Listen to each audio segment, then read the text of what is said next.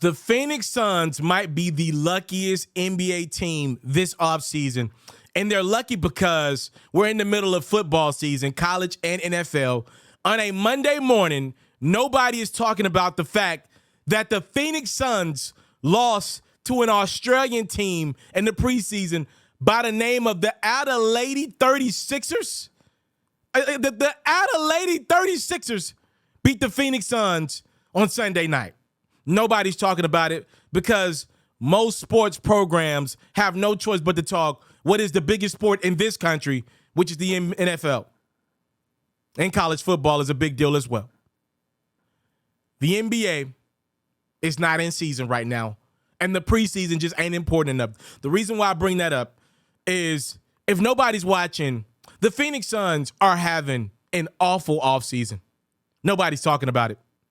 DeAndre Ayton has been pouting since he got to Phoenix Suns training camp. Go watch it. Go watch the clip.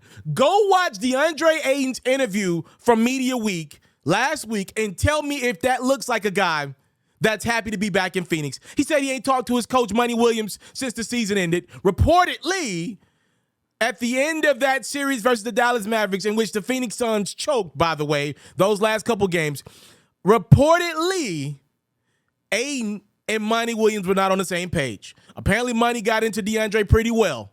He wanted him to play bigger, stronger, reportedly. It didn't happen. Luka the Suns. He put him to sleep. He got rid of the number 1 seed last year. That's not enough for you? Anybody talking about Jay Crowder? I did on my platform.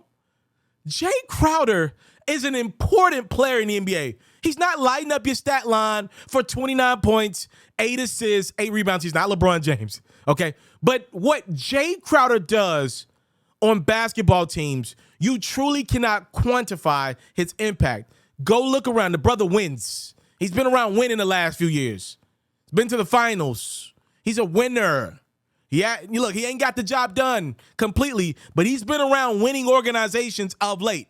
He knows how to win. He knows what to do, what to contribute to a winning culture. I would pay a guy like Jay Crowder a lot. Now, obviously, a lot of teams don't see that. The Suns reportedly are going in the direction of Cam Johnson, and I actually do understand that. Cam Johnson is a three-point shooter. We live in a three-point era. You tried it with Jay Crowder. It didn't work out.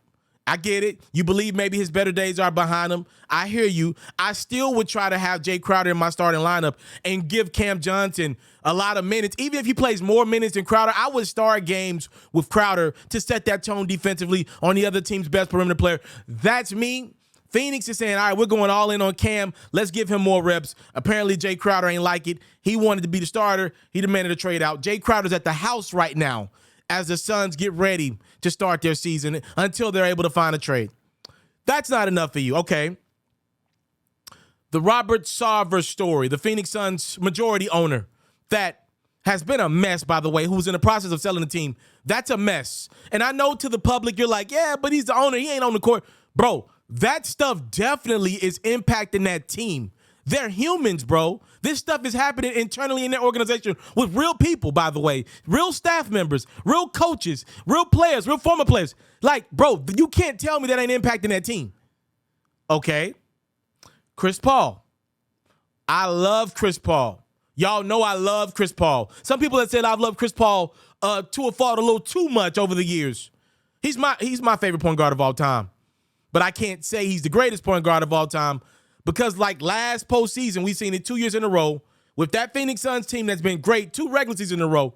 Chris Paul has folded when he's looked in the eye of a younger, better player on the other side of the court. It was Giannis Antetokounmpo in the finals a couple of seasons ago, and it was last postseason here, it was Luka Doncic. When you got a guy on the other side greater than CP3, he will fold. We saw that 2 postseasons in a row. And last but not least, Devin Booker always seems to want the most credit.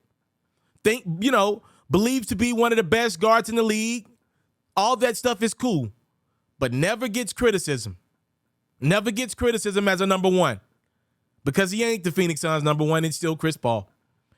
Devin Booker, somehow, some way, through all of the Phoenix Suns woes, has gotten a pass. They only good because Chris Paul's there, by the way. Booker was equally as bad as Chris Paul to end that Dallas series. Nobody really talked about it. The bulk of the blame went to CP3 per usual.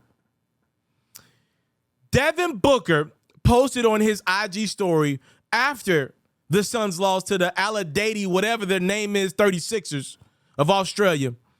He posted what is, to me, one of the worst moments of LeBron James' career.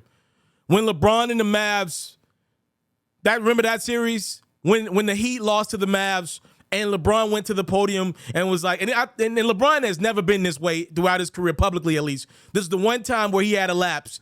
When the Mavs were getting into LeBron and the Heat skin, it was LeBron that went to the podium. I'm summarizing here. This is what Devin Booker posted on his story in the last 24 hours. He was like, LeBron was like, people criticizing me. At the end of the day, when they wake up, they got to go to their regular lives. It was whack. It was corny. It was one of the worst things. One of the worst moments of LeBron's career, by the way, which has pretty much been a flawless career off the court. That's one of the worst moments of LeBron's career because you're calling out the people that watch your games and buy your tickets. Like, you blessed, bro. Like, everybody ain't 6'8". And again, keep it real. You've taken it to incredible heights with your hard work and your dedication. But it's basketball. Like, be grateful for what the game is giving you and your family. Don't start undermining people. That's that rich 1% mess that a lot of us working hard citizens get sick of and we tired of. And we believe that about a lot of you famous and rich people, by the way. So when we see it, all y'all doing is proving what we believe to be true. And especially when a guy like LeBron, when he seemed to be this humble guy and went out of his way to prove that he's not like the others. So when LeBron did that, it was an absolute turnoff. He was tired of getting criticized. He needed a championship at the time, and he went low and said, pretty much, I'm better than y'all. And Booker just posted that on his story. And by the way, LeBron just backtracked that comment, by the way, if I'm not mistaken. Devin Booker posted that because his team lost. Newsflash, everybody, I believe this to be true. I think the Phoenix Suns are in trouble this season. Nobody's talking about it. We're still in football season. I definitely don't believe they're going to be the number one seed again. I believe they're coming back. They were unreal in last year's regular season. I believe the reason why Chris Paul or Devin Booker didn't get more MVP consideration was because a lot of times Monty Williams' team was done with their games by the end of the third quarter. Chris Paul and Booker were rested in the fourth a lot of nights. They didn't need those guys in the closing minutes. That's how good they were in the regular season. I think they still got a chance to be a top 2, top 3 seed. I'm not expecting them to be number 1. I think they're coming backwards. And I would not be surprised one bit. I would not be surprised one bit. Even if they are a top 3 seed out west, if one of these teams, because think about the West, right? You got the Suns, you got the Grizzlies, you got the Nuggets that's returning 2 all-star caliber guys, right? You got the Golden State Warriors that won the championship. Obviously, got to give them their respect. They're just due. You got the Clippers that are returning back Kawhi and PG. I mean, we're talking about 2 Hall of Famers they're bringing back. If you want to throw in the Lakers, whatever with the Lakers, they still got 2 Hall of Famers, one of the greatest players of all time, Russell Westbrook, a first ballot Hall of Famer as well. Look, the West is very interesting this year, and obviously we know injuries can change everything.